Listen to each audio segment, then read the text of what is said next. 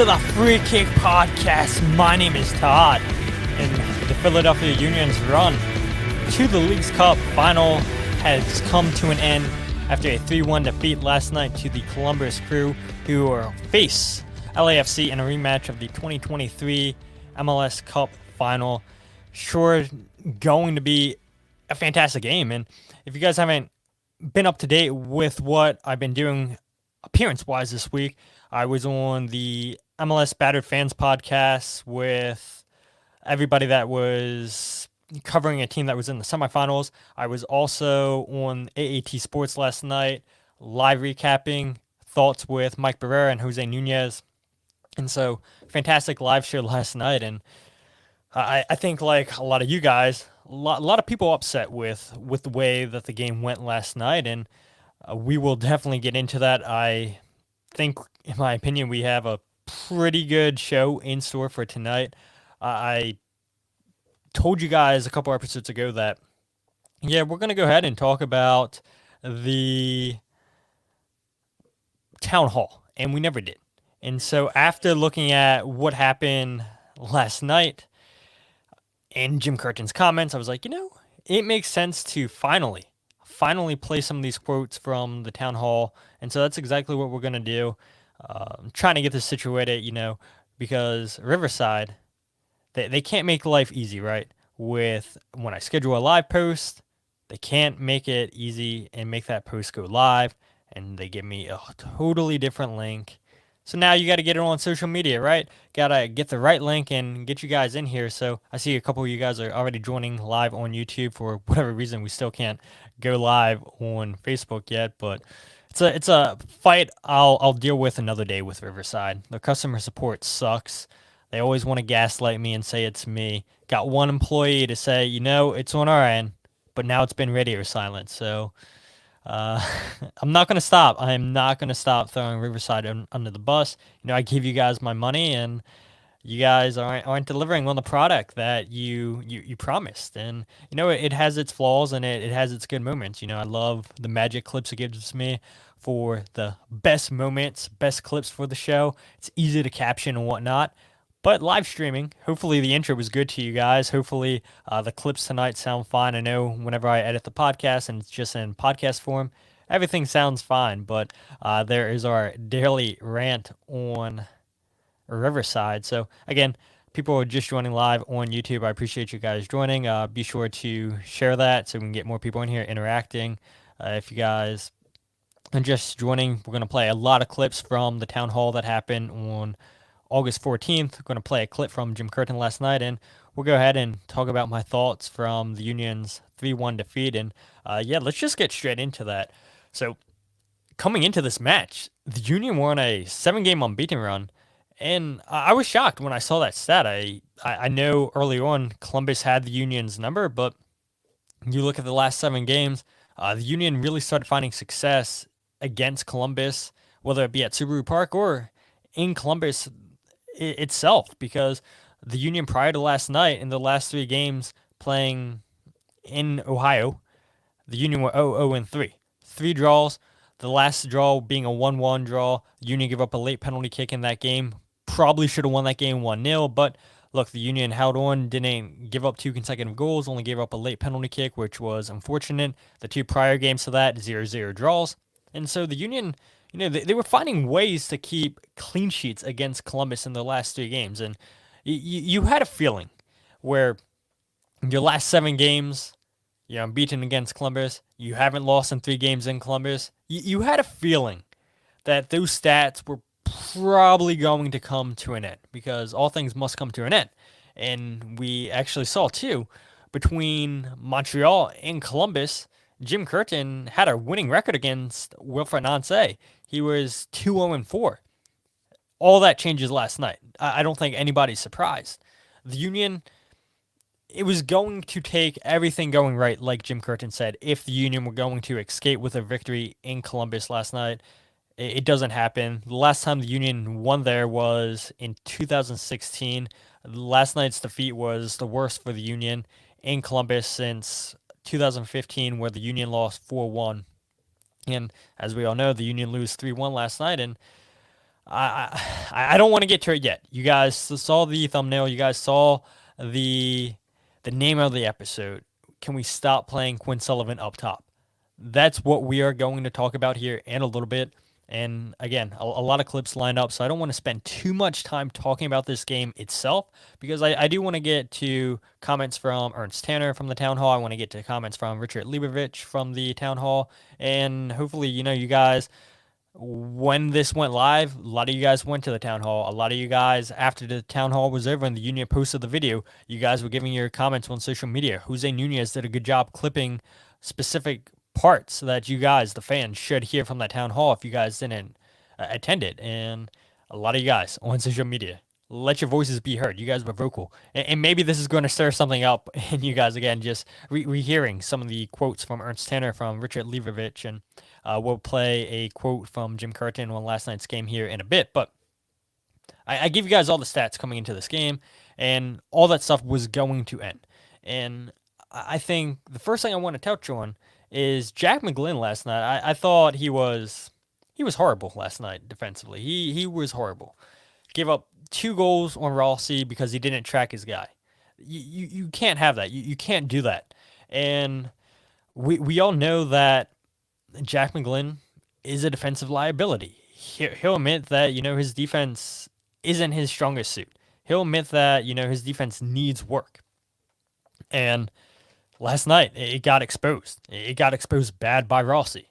And it's just simple tracking. And I said this on AAT Sports. It's not like Jack McGlynn's the only player this season that hasn't tracked. We've seen Leon Flock not track back this year. We've seen Alejandro Bedoya, Jose Martinez, both center backs, Jacob and Jack Elliott, Damian Lowe. A lot of players get caught ball watching. And, it's the nature of the business. It doesn't just happen in MLS. It happens all over the world in soccer. And, all it takes is a couple seconds and the opposition is in. And that's exactly what happened with Diego Rossi when he's one of the best players in MLS, a class player. We saw what he did with LAFC, goes to Fenerbahce in Turkey. Columbus brings him back, and we'll touch on those numbers, how much Columbus paid here in a second, because Jim Curtin actually mentioned that last night. So, Jim Curtin and me, we're thinking, Jim Curtin's helping put this show together.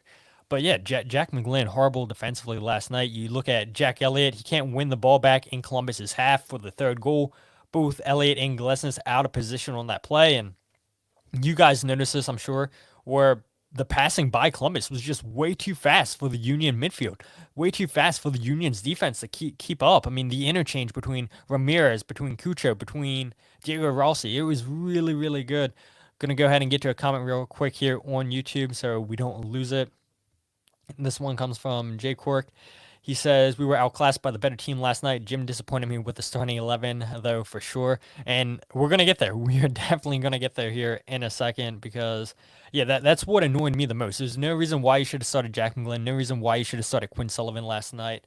And I said it in prior podcasts. I'm pretty sure I said it last podcast, too, where I think you're losing Jose Martinez. It's a big player you're losing, but you have Leon Flock who can play the 6. You have Jesus Bueno who can play the 6, and you're going to obviously continue to play Jack McGlynn. And I think that the thing with Jose Martinez is he's going to give you those diagonal balls. He's going to switch the fields. He has a great leg on him. And the thing with Jack McGlynn, he can do exactly what Jose Martinez was doing, but Jack McGlynn doesn't give you the defensive attributes that Jose did, which I think's okay because you leave Leon Flock a little bit deeper. You put Jack McGlynn a little bit deeper. Yes, you're going to need him to do defensive work as well, but Leon Flock can be there to cover for him. Bring in a player like Danley, who's defense first, covers for Jack McGlynn even more. So I think Jack McGlynn's okay, but he's still got to play some defense, and he did not track on both of those goals that Diego Rossi scored. The Union, they're going to play aggressive. That's how the Union play. They want their center backs aggressive on the opposition really, really high up. They want to be marking them tight. And if the Union can turn the ball over within 5 seconds, go on the counterattack, great. But if you get beat, like Jack Elliott did last night on the third goal, you better hope that your team's in position to deal with any attack. And like we saw, Jacob Glesnes, Jack Elliott, both guys out of position. Nate Harriel had 3 guys who defend in the box. And it was difficult for Nate Harriel. And, you can't fault Nate Harriel when your 2 center backs get beat. And it's so important. We talk about it all the time on this podcast. You start with the spine of the team. Liam Flock gets taken out of that play. Your two center backs get taken out of the play. And when your spine's exposed, bad things happen. And that's exactly what happened last night. What else? What else? Yeah, we'll get to your point now. In Jay Quirk and Jim Curtin got his tactics completely wrong last night. Jack McGlynn, I don't think should have started. You should have started Jesus Bueno. You should have went more defensive. Danley was never going to start this game. Jim Curtin said in his midweek press conference that he could only play 45 minutes in this game, and we did see him come on later in the second half and make his debut. Looked great for the, I don't even know how long he played for, 20-ish minutes, something like that. And the first thing that stands out to me about Danley is he's quick, extremely quick, and really happy with the couple minutes that Danley got, or minutes that Danley got last night. And it's very promising, and it's a small debut, right? But it's enough to be happy about. And you go against the best team, in my opinion, in MLS in Columbus, and he looked good. I mean, you saw him tracking Cucho Hernández on the left touch line, really good. But no way Jack McGlynn should have started this game. But my biggest issue is Quinn Sullivan. There's no reason why you should have started Quinn Sullivan in this game. And so I said on AAT Sports, I was like, I guarantee you if somebody looks up the stats between Quinn Sullivan and Mikhail Uhre starting up top, I can guarantee you that they have more losses than wins. And so today, on my lunch break at work, I was like, you know what, let me look up these numbers myself. Made a tweet about it on Twitter. I'm sure a lot of you guys that listen to the podcast follow me on Twitter. If not, shameless plug at It's a Todd's Life. And Quinn Sullivan and Mikhail Uhre have started 4 games up top this season. And in those 4 games, the Union are 0-3-1. 3 losses, 1 draw. Quinn Sullivan started 9 games total up top for the Union, and in those 9 games, the Union are 1-5-3. Not good at all. 1 win. 1 win all season with Quinn Sullivan up top. And he'll be the first to tell you that he is not a striker. And we've asked him about that, where he feels most comfortable in this lineup. We all know that he's more of a winger than he is an 8, more than a center forward, more than anywhere that the Union play with the diamond. But the player he is, he says, I'll fit in wherever the team wants me to play. But he's most comfortable playing as an 8 on the right side of the diamond. And we see that. We see that every time that he plays as an 8. And so somebody had asked me on Twitter, can you compare the numbers between Quinn as a striker and a midfielder? And so, yeah, I did. I looked at that, looked at FootMob.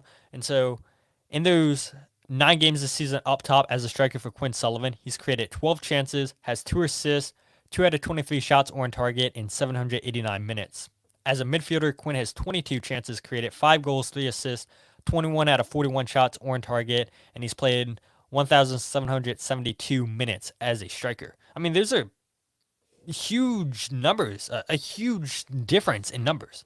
And I know he doesn't have as many minutes played as a striker as he does a midfielder, which, again, because he's not a striker. Jim Curtin realizes this, that he's not a striker. But I think it's telling.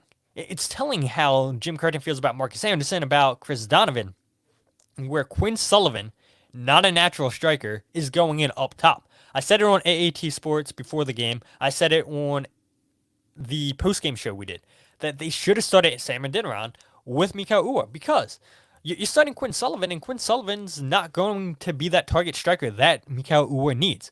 Playing Mikhail Uhre, you play him with a target striker. Sam Adeniran is, I feel like, an all-in-one striker. Yes, he's a hold-up guy. Yes, he can beat you with pace. Yes, he can get in behind the back lines. And we saw Sam when he came on in the 86th minute. He created a shot out of nothing, put it on target, powerful shot at Patrick Schulte, comes up with an easy save. But in my opinion, I wanted to ask Jim Curtin this last night, but I never got the opportunity to. Why wouldn't you feel comfortable playing Sam Adeniran up top with Mikhail Uhre? And I guarantee you Jim's response would have been, well, because we wanted an option for Mikhail Uhre once we took him off. And he's not wrong, But again, it goes back to my point. What does that tell you about Marcus Anderson? What does that tell you about Chris Donovan? It tells you that Jim Curtin does not trust these guys at all. And so now you take a player that has looked decent at times in the midfield and Quinn Sullivan, and you play him up top. Quinn hasn't been outstanding up top this in the midfield this season. He looks better coming off the bench, in my opinion, when he's going at tired legs. When at times when he's starting, he's dribbling at players way too much, losing the ball way too often, and that's an issue. It's an issue when you're slowing down the attack, and it's it's concerning at times. And at the same time, too, I appreciate him being the only player that's trying to take opponents on 1v1. You need that. The Union haven't had that since El Seno. Yes, we've seen an Anthony Fontana try to do that. Yes, we've seen a Corey Burke try to do that, but nobody did it as good as El Seno. And now here's Quinn Sullivan trying that, but at times he's losing the ball way too often, and it's disappointing. It is way too disappointing. And so that's why I wouldn't mind seeing Quinn coming off the bench as a late change, going at tired legs, because I think that's when he can go 1v1 at players. That's when he can use his speed and get him behind the back line. But not as a striker. No, because every time that we see him play as a right midfielder, a right number 8, he's always occupying out wide, the right wing, because he's a natural winger. And last night it was so infuriating where the Union play a great ball, quick counterattack to Mikel Ua on the left touchline, gets in behind the back line, and he picks his head up and sees nobody in the box. He has no option to pass in the box. And that's the issue with playing Quinn Sullivan and Mikel Ua together, because Quinn's not going to be that target for it that Mikel's looking for. And it's really disappointing. And so it was a busted play. Now he's forcing the touch line. Now he's resetting the play, and it's a missed opportunity for the Union. And so I don't understand why Jim Curtin keeps playing Quinn Sullivan up top. I mean, I guess I do, because he's showing you that he doesn't trust Marcus Anderson. He doesn't trust Chris Donovan. And we'll get to Ernst Tanner's comments here in a bit about the future roster, what the roster has in store for next season, about the Union's depth, because it was good comments from Ernst at the town hall. I want to get to a couple comments here on YouTube. I missed a lot here. Thank you guys for chiming in live. Jose says another U22 success story now out of LAFC. Alvarero bought for $4 million, sold for $8 million. Yeah, exactly. And the player I always talk about is Diego Gomez with Inter Miami. Bought for $3 million, going to Brighton for $15 million. Insane bit of business. And again, we'll touch on ownership's comments about giving Ernst his money. Kyle says, yes, Jesus Bueno was the way. Should have started at Jesus Bueno. Kyle says, thanks, Todd, for the Ua goals and those pairs. Yeah, and that's another thing, too. Mikel Ua, in those losses with Quinn Sullivan up top, the 4 losses, he has 2 goals against Orlando and Inter Miami. And he for sure scored against Inter Miami first. The Union scored first. And I believe against Orlando City, the Union scored first in that game as well.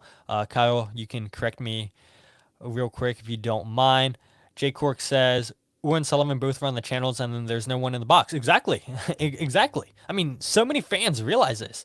And no offense to fans, no offense to people in the media, but if all of us can realize that, don't you think Jim Curtin and the coaching staff notice that too? It's unbelievable. It's unbelievable. Kyle chimes in again and says, still shocked Ua has 2 goals in those 4 games with that pairing. Yeah, I am too, Kyle. I honestly am shocked too. And if I'm not mistaken, both of them were counterattack opportunities. Union play a long ball up top to Mikel Ua. He gets in behind the back line, and that's when Mikel's at his best. But if he's not in a 1v1 situation, if he needs to cut the ball back, if he needs to look for a target in the box, Quinn Sullivan's not giving you that. And that's exactly what happened last night. Just no option. Quinn Sullivan just abysmal last night. He was non-existent, just like Jack McGlynn. And so, switching from the Union to the Columbus roster, Jim Curtin talked about the roster last night that Columbus put together, and it's very interesting when you look at this roster. And so this is what Jim Curtin had to say on the team that Columbus has. And I think it's a credit to their coach. I don't say this as a disrespect to their players, but a lot of their players are, some of them are from college, some of them are from, different areas where maybe weren't the highest recruited kids but he makes the most out of his group. Camacho is a former player that he had in Montreal who's thriving now in this system. So he has guys that are converted outside backs looking like great center backs. So he does a great job with his group. There's no doubt about that. But when you still talk about the top guys, what Nagbe does is so underappreciated and underestimated in this country and has been for several years. It's a midfielder who doesn't lose the ball, can kind of control things from box to box, can speed the game up when it needs to speed up, can slow it down when it needs to slow down. And then we all know Rossi from his time in LAFC, and he's doing the same thing here in Columbus. He's a ruthless finisher. He's relentless going at you over and over. And then Cucho is the one that, gives them just a different level of intensity, talent, ability, whatever word you want to use. He's a killer. So again, that the complementary pieces, then with the three, real dangerous ones that I highlight in the film session. Let's do our best on these three guys and try to force somebody else to beat you. It's always easier said than done. So again, that was our goal going into the night, and there were stretches of the game I thought, Charles, where we did okay on Cucho, which is really hard to do, and we did okay on Rossi, but then in the key moments, the top players make the difference, and tonight was the same.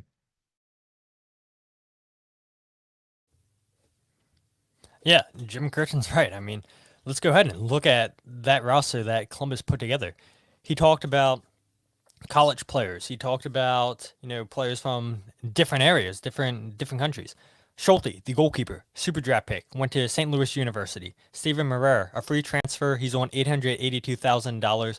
He's a right back that's been converted to a center back. Rudy Camacho on $400,000 in GAM. Was traded from Montreal to Columbus for $400,000 game. Sorry. Shebreko, one of their center backs, was signed from Croatia. He's on a $553,000 salary. Mo Farasi, sorry, went to college and was also with Columbus too. Also played internationally. He's on $380,000. Sean Zawarski went to college, Georgetown, played with Columbus too. Now with the first team, you have Darlington Nagbe, went to college, Akron, MLS vet, won with Portland Timbers, Atlanta United. He's a winner. He's on $1.5 million this season. You have Max Orfstein, went to college, UC Davis, with San Jose Earthquakes too, got traded to Columbus Crew, started for them. Christian Ramirez, MLS vet, $495,000 he's getting paid this year. And then the two expensive guys, Diego Rossi, you paid $6 million for. He's on a $3.3 million salary. And then Cucho Hernández, you paid $10 million to Watford for him, and he's making $2.8 million. Look at that roster right there. Insane roster building. You have college guys, you have players that were playing in MLS Next Pro, and then the two players that beat the Union last night, you pay high transfer fees, and they're not getting paid a ton of money that you would expect for the transfer fees that they paid. I think the Union should have no problem paying a player $2.8 million. They're paying Mikhail, 1.8? Jose, if you're still in the chat, I'm sure you can correct that. Marco Fabian in 2019, they were paying a little over $2 million. And so what's an extra $800,000 for a Cucho Hernández on that salary? Yeah, the Union probably are never going to pay $10 million for a player, but I guarantee you, I mean, the way that Cucho is playing, I could see him going back to the Premier League. Came from Watford, and yeah, didn't work out in Watford. He's 25 years old, and the transfer window is still open. I mean, I'm sure Columbus would hate to lose Cucho Hernández this season, but at the same time, if a big enough offer comes, if a $20 million offer comes, 20 plus million, of course they're going to sell. Yes, they want to go back to back in MLS Cup, but at the same time, you want to go ahead and you want to make profit. And so I think it's good. It's good by Columbus to go out there and invest in a player that's paying dividends. You go out and invest in Diego Rossi, who paid dividends for LAFC. LAFC sell him, make some money, and now Columbus, after selling Lucas Zelarayan, they say, look, we need somebody that's going to replace Zelarayan because he's one of the best players in MLS, and we're losing him. And they go in and sign Diego Rossi, who continues to shine for Columbus. Bring up another comment here by Paisley. She says Ua is 29 and cannot go a whole game, it seems like, which is kind of concerning. In no world should we see Bedoya playing 90 minutes. Yeah, I'm with you. No way Alejandro Bedoya should be playing 90 minutes. Love Ale for everything that he's done at the club, but I, I, again, I think this is Jim Curtin saying that he doesn't have the pieces that he believes that this team needs. And again, I have a comment lined up here in a bit about Ernst Tanner talking about the Union's depth, and it's a very good comment by Ernst Tanner at last week's town hall. Kyle chimes in here and says Ua is guaranteed $2 million in 2024. So yeah, exactly. I mean, what's an extra $800,000 that Columbus is paying Cucho? Not much, right? Which, by the way, Kyle, you like the shirt? Jim Curtin said a lot of times last night, kept calling Cucho a killer. And when I was thinking about that, I'm like, man, Cucho's not in the Killers, but can you imagine Cucho Hernandez and the Killers? I think, I don't know if the Killers are touring in Ohio this year, but if they are, maybe they should bring Cucho Hernandez up there and sing Reasons Unknown or something, or let him play the drums. I don't know. I mean, Jim Curtin kept saying he's a killer, so maybe Jim knows something that we don't know. But yeah, I mean, it's interesting when you look at this roster: college guys, MLS Next Pro guys, and then the two guys that hurt the Union last night you paid high transfer fees for. And the Union, again, I don't see them ever paying $10 million. Can I see them paying $6 million for Diego Rossi? No, but I don't think it's a hard ask when you see that these guys are the difference makers. Jim Curtin admitted it after the game that they were the difference makers. That at the end of the day, the big players made plays, and they're always going to make chances. There's moments during the night where the Union kept Cucho in check, Diego Rossi in check, but in those tight little moments, the stars shine in the brightest moments, and that's exactly why Columbus is going to the final of League's Cup against LAFC, and they're hoping to get another final over LAFC. And it was funny when I was on Battered Heron's podcast, the fan that was from LAFC was complaining about how he still has nightmares about Columbus and doesn't want to see a final against Columbus. And well, look, you're going right back to Columbus, and it's going to be a difficult task for LAFC. And so it should be a good final this Sunday. Union play Colorado Rapids for that third place game at 4:30 Eastern time at Subaru Park. Again, that game matters because the Union want to qualify for a CONCACAF Champions Cup last year. Yes, we want to see the Union get into a final. Disappointing once again. Union blow it in another semifinal, and they come up short time and time again. Had an opportunity to win a final in 2022. Don't have to remind anybody of that. Union, I think, probably would have won MLS Cup in 2021 against Portland Timbers if it wasn't for COVID. And Union played great against New York City. But, we got to stop talking about the past. As much as we love talking about the past, it's done and over with. And I know, again, just on AAT Sports, I kept talking about the future, and I'm going to talk about it again here in a little bit about what's to be excited for the 2025 winter season. And yes, we still have a season to be played, but there's a lot to be excited for next season. But yeah, I mean, there's so many different ways to build a roster.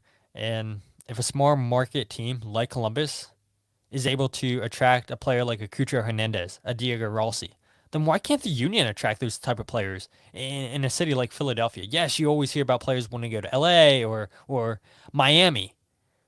But come on, Cucho Hernandez playing in Columbus? Columbus, Ohio? You mean to tell me he's better than Philadelphia? You can't convince players to come to Philadelphia? No way, I believe that. I mean, there's plenty of players on the Union that if they get an extended break, they'll drive up to New York City because it's New York City. There's a lot to do in Philadelphia. I mean, you're so close to everything in Philadelphia. I don't believe that players don't want to play in Philadelphia. That's ridiculous. But like I said, let's go ahead and transition to another moment. Ernst Tanner was talking about the Union's depth. Good. Let me know in the chats if you guys can hear these comments. I know, Kyle, you said that you couldn't see me on the screen, but that was just to make sure that it's not echoing. So if you guys can hear the clips in this stream, let me know in the comment section. But this is Ernst Tanner on the Union's depth.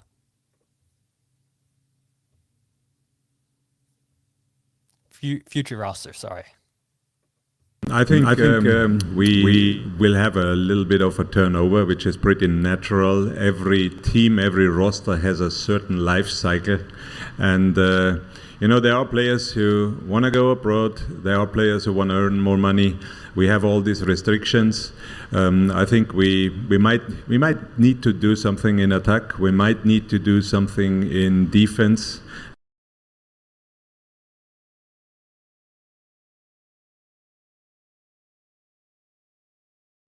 All right, so yeah, super short clip there by Ernst Tanner. Him talking about, yeah, we need to do something in the attack, in the midfield, in the defense. And I think we can all agree. And so I don't know if I feel comfortable yet sharing my screen. Don't know how that's going to go. Might mess up the whole stream, so let's not go ahead and do that. But yeah, first start with the attack. You have Sam Adeniran out of contract after the season. I think the jury's still out on him. The good thing with Sam is he has a lot of games to still impress and show this team why they should offer him a contract extension or new contract in the offseason.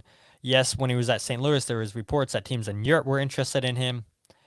St. Louis didn't feel comfortable with any of the offers, supposedly, and so they move him within MLS. And so it'll be interesting to see what happens with Sam Adeniran after the season. In my opinion, Marcus Anderson, he has to be loaned out. USL could be an option.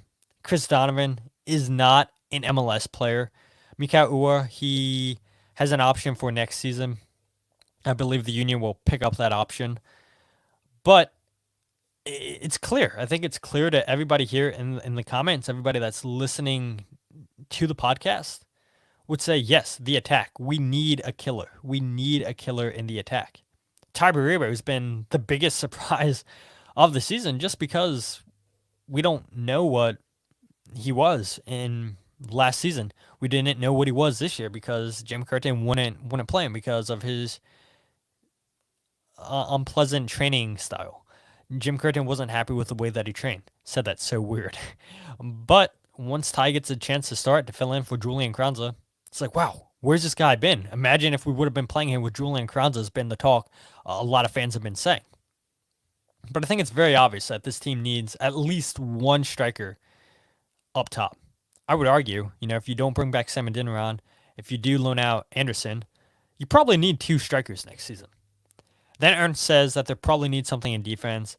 You have Damian Lowe, his contract's up after this season. I don't believe Damian's going to be brought back. You have Jack Elliott's contract up after this season, but he has an option for 2025. I do believe the Union will pick that up. Brandon Craig, his contract's up after this season, but he has an option for 2025. I can see the Union picking that up, but I don't expect Brandon Craig to get any playing time with the Union. But maybe we get surprised. Maybe the Union finally give him a chance next season. Matt Real and Isaiah LaFleur, your two left backs, backup left backs, both contracts up next season, but they have options. But what the Union need is a center back. They absolutely need a center back next season. And yes, you have Makanya there as a U22. It's been a botched job with the U22 spot with him. He's playing with Union 2, and at times he's looked good. At other times, he's looked really, really bad. And I'll be interested to see what the Union do with him. Do they try to trade him? Do they just outright cut him? I don't think they would do that, but the Union are paying him a lot of money. A lot of money. They're paying him $263,000 just to play with Union 2. It's a better usage of the U22 spot there, in my opinion. And so I would expect the Union to probably come out with one center back, maybe even two. I mean, maybe you can argue the Union need a second center back. I mean, the pairing of Jack Elliott and Jacob Glezis, in my opinion, I think it is coming to an end. And then he talks about the midfield there.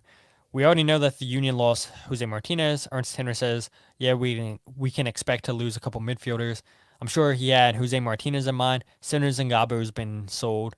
Liam Flock's contract's up. Alejandro Bedoria's contract's up. Do you sell Jack McGlynn? I think it's a possibility there. Jay Cork chimes in once again, says definitely need a center back with some recovery speed. Absolutely, absolutely. Damian Lowe is the only center back with that recovery speed, and He's not a great 1v1 defender. I think he's fine to be a spot starter, a player coming off the bench, but to rely on him starting at 31 years old, week in, week out, yeah, it's not a good move. Kyle chimes in and says, thoughts on Jack and Jacob, Todd? Oh man, Kyle, I don't think we have enough time here to talk about both Jacob and Jack. Last night, a terrible game for Jack Elliott, in my opinion. You look at Jacob Glesnes, he has his moments when he's good, but there is so many moments this year where he's getting beat 1v1 horribly. Do I sell one of them? Kyle says. You would imagine Jacob Glesnes probably has higher value than Jack Elliott just because he has a longer contract. Let me look at Jacob's contract right here. Jacob Glesnes has a contract through 2025 with an option for 2026, where Jack Elliott has a contract through the end of the season with an option for next year.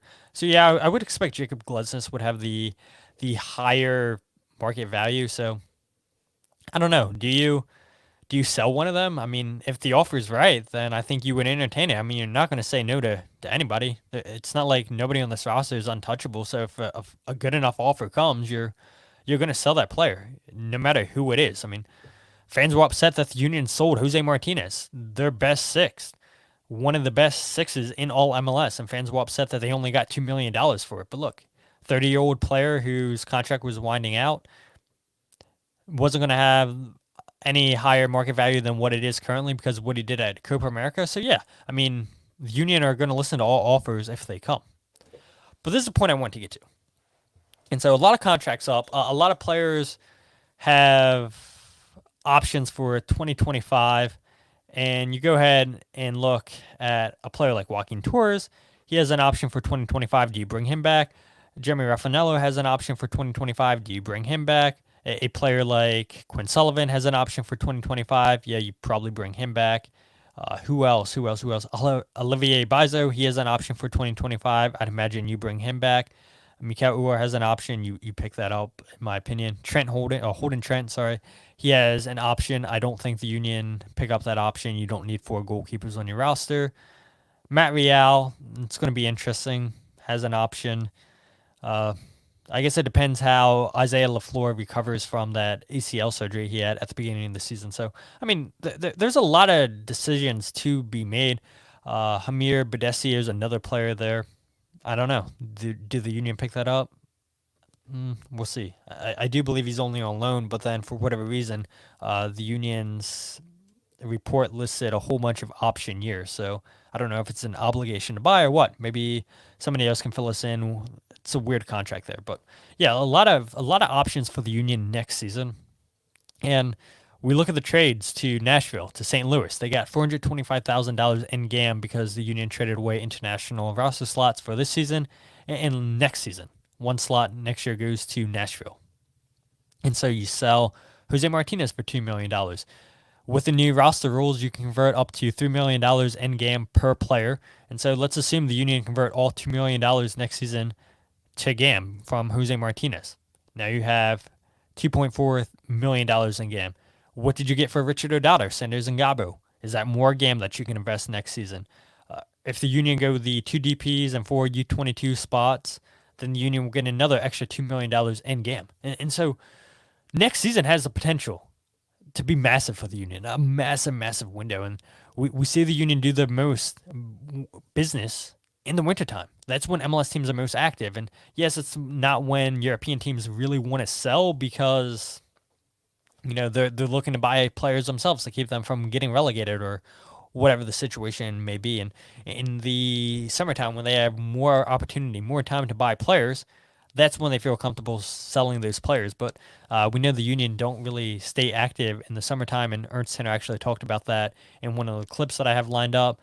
Again, another comment here from Jay Cork says, seems like this winter will be the first one with a lot of changes in a few years. Yeah, I agree. And again, I mean, I couldn't have planned the show any better with the talking points I wanted to talk about, and then Ernst Tanner, Jim Curtin, Richard Leibovitch coming up and talking about the points that I was making on the show. And so, speaking of that, let's go ahead and play Ernst Tanner talking about the Union's roster. And we are managing the salary cap as a lot of other clubs are doing it as well. And we try to improve ourselves, that's clear. We try to bring the best roster, and honestly, our roster depth is not even that bad. That's what we realize right now when everybody is here and we are at full strength. It's almost difficult for Jim to choose the starting 11, and he has a lot of alternatives he can bring in. And our academy players and the homegrown players, apart from the ones who are basically almost starting, they are sitting in the last third of our roster. So in the roster spots, reserve roster, supplemental rosters. This is 21 until 30. So they chime in if we have injuries, we have releases, and that happened this year due to that schedule congestion and due to all the international measurements. And by the way, I didn't mention before, US Soccer was visiting with their sporting director and their talent or boss of talent identification. We are the club who have most roster or releases for the US national team from our academy and the second team. We have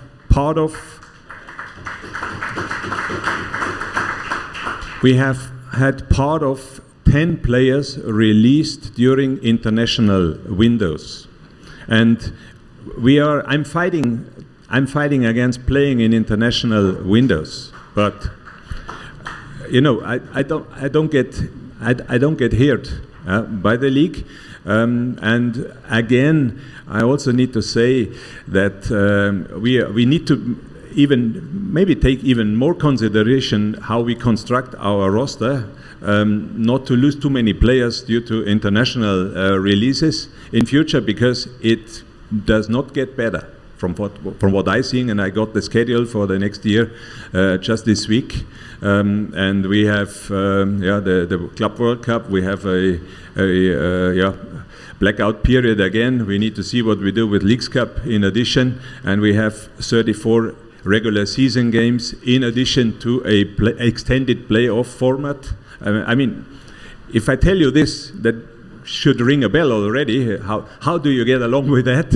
And we try to build a really deep and consistent roster for next season. That's all what we can do by using all the mechanisms which are given to us, and we will use the under-22 mechanism. We go probably with the 2 DP and 4 under-22 players, which gives us another depth piece, more or less, if they are not even starting. And so you heard Ernst Tanner right there admit that the Union next season are going to go with the 2 DPs for U22 slots, as they should. I mean, that's the way to go, because you get $2 million in GAM, and for a team that's not going to spend a lot of money, you need all the help that you can get. And so, interesting comments there by Ernst Tanner, and we have 2 more clips that we'll play before we end the show. But a couple things that I want to touch on. Ernst said our roster depth is not even that bad. That's what we realize right now when everybody is here and we are at full strength. It's almost difficult for Jim to choose the starting 11, and he has a lot of alternatives he can bring in, end quote. And he's not wrong, but where the issue becomes is when you have players go out on international duty, you lost depth when you traded or sold Jose Martinez. You lost depth when you sold Sanders and Gabo, even though I know he never featured with the first team this year. But, that pulls players out of Union too, which now they can't get as much consistent playing time, and now that's not going to help the development because the traveling schedule is so crazy. But prior to losing Jose Martinez, because I even said this on the show, that I said that the depth of this team actually isn't that bad. But once you start selling players, then that's when you run into the troubles of, okay, yeah, now our depth doesn't look as good as it was a couple weeks ago. Mike Breher, what's up, Mike? Thanks for joining. He chimes in and says, it's not even that bad is an interesting phrase. Yeah, I mean, this was prior to Jose Martinez being sold, and at the time being, the depth didn't look that bad. But now, you sell Jose Martinez, and Danley looked like a depth piece that was probably eventually going to start, And now you're expecting him to start right away. And now it's a like-for-like replacement. And so instead of having one extra player, now you're down to what you had before, which wasn't great. Mike says, someone on Twitter said, we aren't getting reinforcements, just replacements. And yeah, I mean, maybe this window did look like replacements. But I have every confidence with the new front office in place, with Chris Zittebart and other scouts lined up. I have every belief that this team, with all the game they have accumulated for next season, I have every reason to believe that they're going to invest, because what's the point of sitting on game? It does you no good just to sit on it. You got to spend it. It's not like you can carry over that game for the following season. So you have this money that's fake money in MLS terms. You got to spend it. And yes, you can apply it to contract extensions, giving players pay raises. That's something that Jay Sugarman talked about during the town hall. It's like, well, look at all the players that we re-signed and brought back, which is true. Jacob Glizes, Scott Wagner, Alejandro Bedoya, so on, so on, so on. Andre Blake is an example of that this season. But, there's more ways than just giving contract extensions. When you buy players, buying them down their salary, et cetera, et cetera. So, I mean, the Union have a lot of flexibility next winter, and you hope that they take advantage of that. But in my opinion, and Ernst Tanner actually talked about it there, where he said, I don't really get hurt by the league. And again, I also need to say that we need to maybe take more consideration how we construct our roster, not to lose too many players due to international releases in the future. Ernst Tanner, in my opinion, right there is hinting at, okay, do the Union not look at signing players that play for national teams, because the Union are always going to grant the players their request to go represent their national teams, play in Europe. Well, if it's during a FIFA window, the clubs have no choice, so they're going to get fined massively by FIFA. And so we all know MLS plays during the international window, and that hurts. That hurts teams like the Philadelphia Union when they have so many international players. And so I thought that quote was interesting. It's not Ernst Tanner coming out and saying word for word, yeah, we're not going to sign players that play for the national team, but maybe we need to reconsider. Yes, you look at Danley John Jock, plays with the Haiti national teams, getting called up for the September windows. I saw Jose Nunez reported one. And so, yeah, it's going to be interesting what the Union do in the wintertime, but I don't know. And maybe a lot of fans don't have that belief that this team's going to invest, but I'm not even asking ownership to invest money. They have funny money. The ownerships don't need a cough of money for player salaries when the Union have accumulated the money by trading international roster slots, by selling players. All Ernst Tanner needs is this ownership to pay transfer fees. And so, speaking of that, we'll play Ernst Tanner confirming that ownership will indeed pay for players if he goes and asks them. But $5 million don't necessarily make a difference. That's my simple answer. Listen, we were even looking into strikers over in Europe now for replacements for Julian, but they would not have helped immediately, as we have made our experiences with summer transfers. There was Adeniran in the market who is good, and he will even show more, I'm pretty sure about, if he's here for a little bit longer. And he could play the other day. So he came in on Tuesday or Wednesday, and he could play on a Saturday already.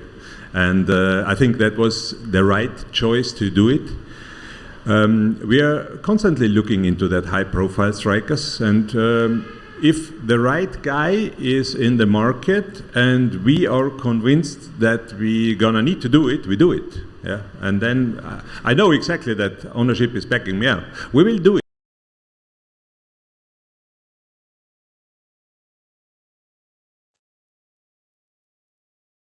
Yeah, you heard Ernst Tanner right there said, I know that ownership will back me. Okay. So let's see it, right? Let's see it. Ernst started out saying, quote, but $5 million doesn't necessarily make a difference. That's my simple answer. Listen, we were even looking for strikers over in Europe now for a replacement for Julian, but they would not have helped immediately as we have made our experiences with summer transfers. And so the players he's talking about there are Davo. They loaned him in from, actually, wasn't it Corinthians? Somebody in the chat looked that up. Didn't the Union get Davo from Corinthians, or didn't Davo play for Corinthians at one point? I'm pretty sure he did. And so then the union also brought in Jesus Bueno during the summertime, Daniel Gazdag during the summertime, Alawetu Macanio, Abasa Amayehu, the Ghanaian striker, and then Richard Odada. And it took Jesus Bueno a while to break into the union's team. It took Daniel Gazdag a while to get acclimated to MLS and the travel. And so Ernst does have a point where, yeah, it doesn't really make sense for the union to go out and get players in the summertime just because it's going to take them a long time to get used to MLS and the union's playing style. Here's a quote from Kyle on YouTube. He says, yeah, and he was on loan from them. So, yeah, exactly. I mean, you get Davo from Corinthians. He's on loan, and you're not even playing him. You see Jay Quirk say, I'd love to see those high-profile strikers. Yeah, I mean, Diego Rossi. Nobody's asking the union to go out and buy a Zlatan Ibrahimovic. Nobody's asking the union to go out and buy an Olivier Giroud. Yes, I don't think the union ever will pay $10 million what Columbus paid for Cucho Hernández. And as much as that hurts because of Cucho being the best number 9 in MLS, I don't see why the union couldn't pay $6 million for a Chico Arango like Real Salt Lake did, who's a much smaller market than the union.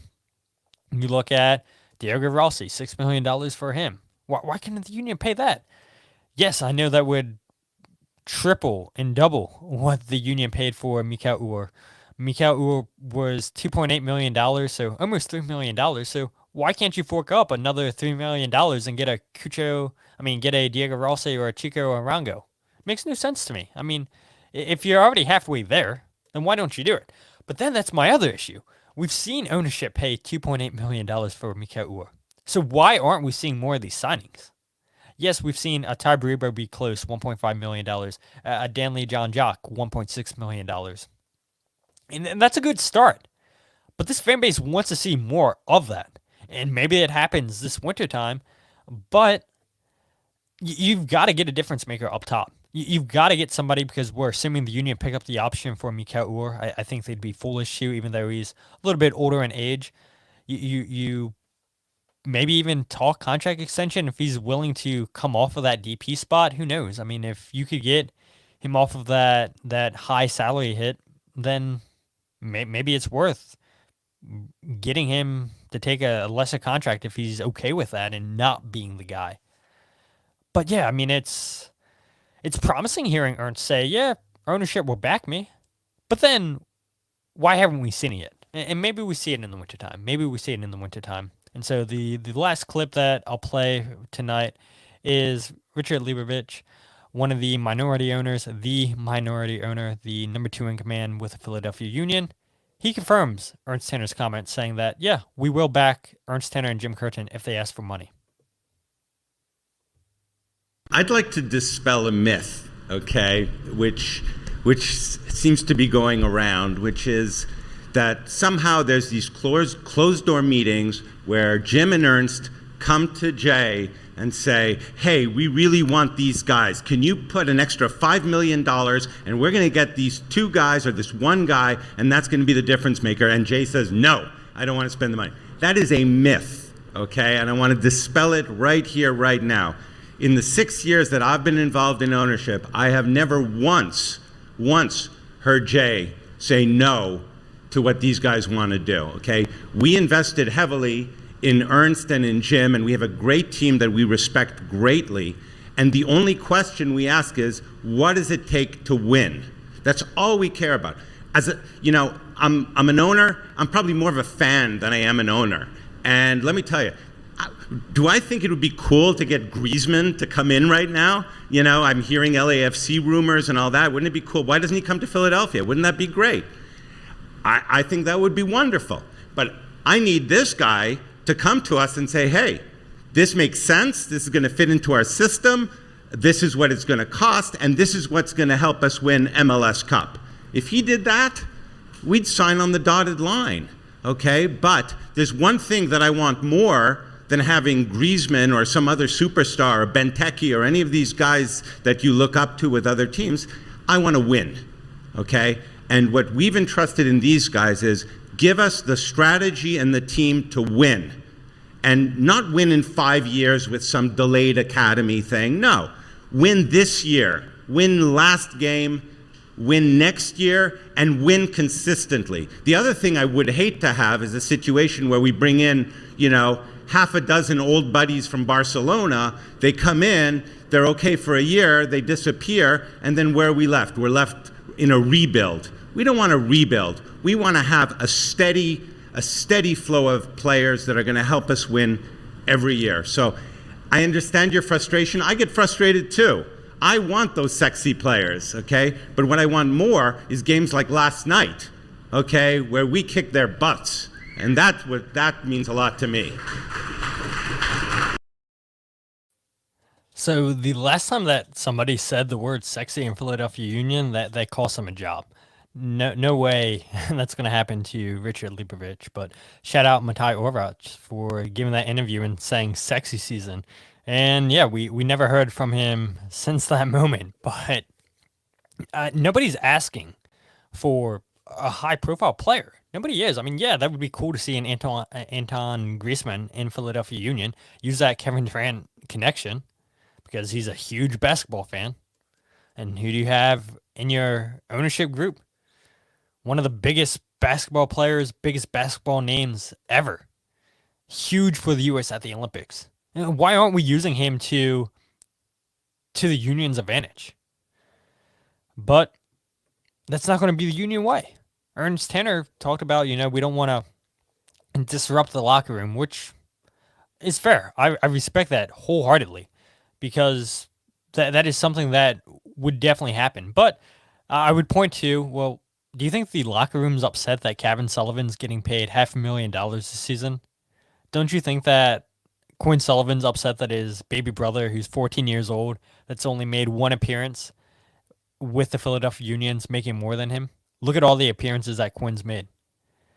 And you got Quinn Sullivan having to drive Kevin Sullivan to games. Come on now. Making more than your brother and he has to drive you? Insane.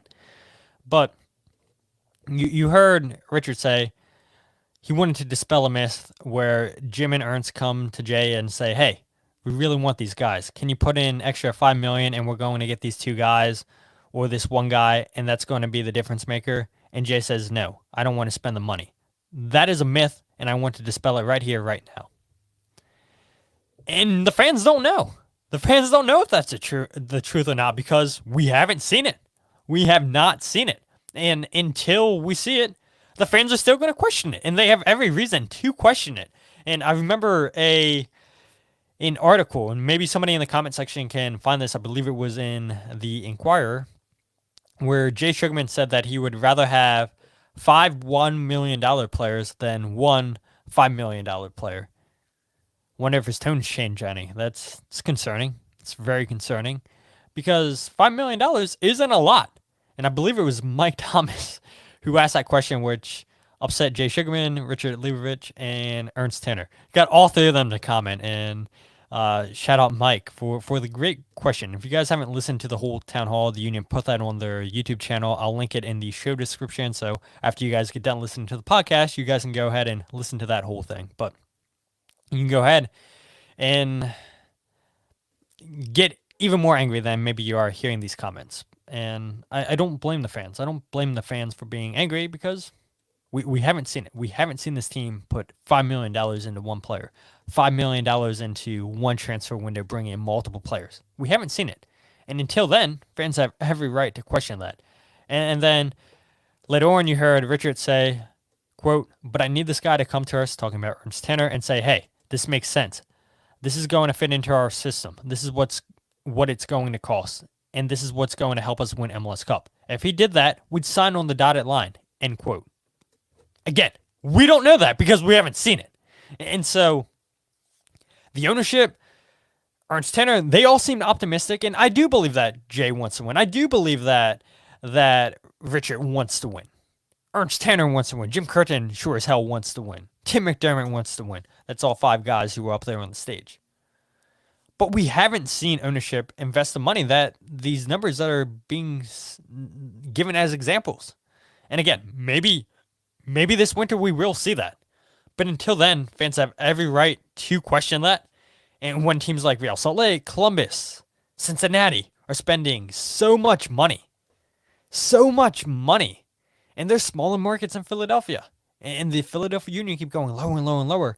And I think Mike in that question too brought up San Diego, who isn't even officially played a game yet in MLS, have spent more money bringing in Chucky Lozano. They haven't even played a single game yet for the Philadelphia Union, and they're spending more than the Union bringing in a player. So we'll see what happens in the winter. The transfer window is obviously closed now. The Union only bring in Danley John Jock. Promising debut against Columbus. Hope that the Union can come away with a victory against Colorado this Sunday, 4:30 p.m. from Subaru Park, because the Union need that Champions Cup spot. All that money, and it's going to bring more exposure. And I know fans hate, oh man, we shouldn't be selling players. We can't be losing players. But look, it's the nature of the business, and it's not just MLS. It's the world. I mean, it's just a never-ending cycle. You see team from Croatia sell a player to Serie A. That player then leaves Serie A and goes to the Premier League. Then what happens from there? Well, if the player does well, then he'll last a long time in the Premier League. If not, then he'll go to another top league or maybe a smaller team in Europe. And then we'll see that team that sold that player for a couple $1 million go and buy a player from a smaller league in Europe, and it just keeps repeating itself. And so I don't think MLS being a selling league is a bad thing. I think fans should be accepting of that. Yes, it sucks when you sell your superstars. Yes, it sucks when these homegrowns that you barely got to see are now making the jump to Europe, and they're playing for the European team more than they did the Union, Paxton Aronson. But at the end of the day, it's the nature of the business. And if the Union can continue to scout the players, because I don't want to give them credit for developing these players. It's good scouting, getting these players into the academy, but it's the clubs prior that did all the development for these players. Yes, the Union have a little bit of an effect playing against better opposition, but the Union never, ever, ever give credit to the clubs prior for the development of the players that they're bringing into the academy. If the Union can continue to scout good players and bring them into the academy, give those academy kid chances, if they can continue to hit on most transfers like Ernst Tanner's done, you give him a little bit more money to get higher level prospects, then I can't see why the Union couldn't turn a $3 million player into a $10+ million player. I mean, I'm sure Inter Miami fans are upset that Diego Gomez has only been there for a year and now he's leaving at the end of the season. But it's the nature of the business. I'll bring up the last comment here on YouTube that I saw, again, from Jay Quirk. Says, for most of the club's history, I agree that 1 million players would be more valuable, but we're at a point where only an elite level MLS player will raise our ceiling. Absolutely. I mean, look what Diego Rossi and Cucho Hernández did for Columbus. It's what we spent talking about. You spend all that money on your front two players. You build around homegrown players, MLS Next Pro players, college players, and Columbus Crew have one of the best teams in all of MLS. But a lot of you guys joined in chatting on YouTube tonight. Jay Quirk, Kyle, Jose, Mike, Paisley. Who else did I miss? That might be everybody. So again, I mean, it's a work in progress with everything on YouTube. The link, I mean, I don't understand why I schedule a podcast for that link to never go live, and then I get a totally separate link. And so hopefully I can figure that out. Hopefully Riverside can get back to me again. I started the podcast saying their customer service sucks. It sucks. But I think we had the clips playing well tonight. I think the intro played well tonight. And the main thing is you guys joined us live on YouTube. I said a while ago that I was going to do live on YouTube. Finally did it. And you guys continue to show out, even though I'm not marketing it very well. So you guys find a way to find out about the podcast. And I appreciate you guys always joining, always interacting. And even before we did this, you guys were interacting, DMing me on social media. And I love talking to you guys, meeting you guys in person. So thank you as always for the support. But if you guys aren't following the podcast on Twitter, Instagram, or Facebook, go ahead and follow at Free Kick Pod, wherever you get your podcast, The Free Kick. If you guys aren't live with us right now on YouTube, check out the YouTube page, youtube.com/freekickpod, and check out the Substack, thefreekick.substack.com. Once the Leagues Cup ends, I'll get back to writing on Substack. I know I'm uploading the podcast on there. I'm uploading, or was uploading, the goals breakdown videos on there, but wasn't doing goals breakdown for Leagues Cup. But all that changes after this upcoming Wednesday, and so really, really, really looking forward to doing goals breakdown videos again. You guys love those videos, and you guys seem to love the live stream. Last one here on YouTube from Liam. He says, Sullivan on Twitter, appreciate the stream. I appreciate you, Liam, for being on Twitter at the right time and finding it and hopping in here with us on Twitter. So with that said, my name is Todd, and this is the Free Kick Podcast.